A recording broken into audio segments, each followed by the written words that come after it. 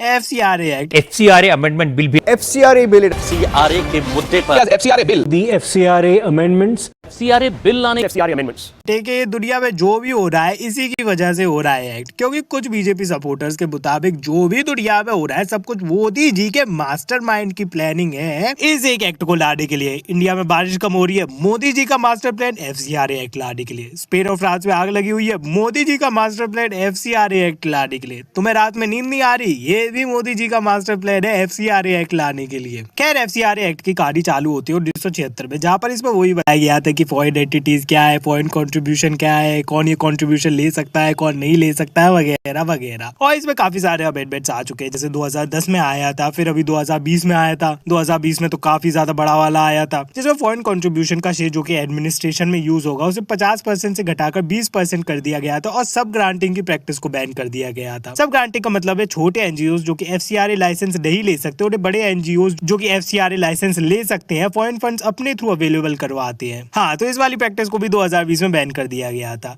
और अब आया 2026 का अमेंडमेंट, जो कि अभी पास नहीं हुआ है, बट इसका जो सबसे कंट्रोवर्शियल पार्ट बताया जा रहा है वो ये है कि इसमें गवर्नमेंट के पास पावर है कि अगर कोई एनजीओ गवर्नमेंट के रूल्स को फॉलो नहीं करता है तो उसके फॉरेन फंड से बने हुए असेट्स जैसे जमीन, कोई बिल्डिंग वगैरह का कंट्रोल गवर्नमेंट ले सकती है और उसे बेच भी सकती है। और इसके अलावा लोगों का ये भी कहना है कि इसमें अपील का प्रोविजन नहीं है, जिसमें सरकार का कहना है कि कोर्ट है तो सही, अगर कुछ गड़बड़ है तो यहाँ पर जाओ, दिमाग मत खाओ। और जिसकी लीगल जमीन सुप्रीम कोर्ट ने Noel Harper versus union of India वाले केस में भी रख दी थी, जिसमें 2020 में जो अमेंडमेंट आया था उसे सही ठहराया गया था। लेकिन अब तुम पूछोगे कि देव भाई ये सरकार 2020 के बाद इस एनजीओ वाले मामले में इतनी एक्टिव क्यों हो गई है? तो मैं तुमसे कहूंगा कि 2016 से लेकर 2019 के बीच में तुम्हारे मसल्स डबल हुए हो या ना हुए हो, तुम्हारी सैलरी डबल हुई हो या ना हुई हो, तुम्हारी स्टैंडर्ड ऑफ लिविंग डबल हुई हो या ना हुई हो, मेरी स्टैंडर्ड ऑफ लिविंग डबल हुई हो या ना हुई हो, लेकिन फॉरेन पैसा जो एनजीओ में आ रहा है वो जरूर डबल हो गया है, जिसका एक हिस्सा बिल्कुल ही इनोसेंट काम में यूज होता है, जैसे नेशनल सिक्योरिटी को खतरा पहुंचाना, नक्सलिज्म में पैसा लगाना, पोस्ट कन्वर्जन कराना और सोशल मीडिया पर नैरेटिव चलाना, जो कि हाँ इनोसेंट एक्टिविटीज है। डेमोक्रेसी इंडेक्स और वर्ल्ड प्रेस फ्रीडम इंडेक्स जैसे इंडेक्सेस के मुताबिक तो पता ही नहीं है दुनिया में क्या चल रहा है। खैर जोक्स असाइड, अभी ये जो बिल आया उसकी इंडिया में काफी जरूरत है, क्योंकि कंसीडरिंग अभी कैसे हालात है दुनिया में, फॉरेन कंट्रीब्यूशन का असर क्लोजली मॉनिटर करना बहुत ज्यादा जरूरी है देश में, क्योंकि इन्हीं कंट्रीब्यूशन के जरिए क्या क्या इंटरनेशनल एक्टिविटीज करी जा सकती है तो मैं आइडिया भी नहीं है, मतलब क्या क्या नहीं किया गया फॉरेन कंट्रीब्यूशन लेकर इस देश में। खैर तो अमेंडमेंट तो आ गया है and doesn't look like it's gonna stop any time soon, तो देखते हैं क्या होता है आगे।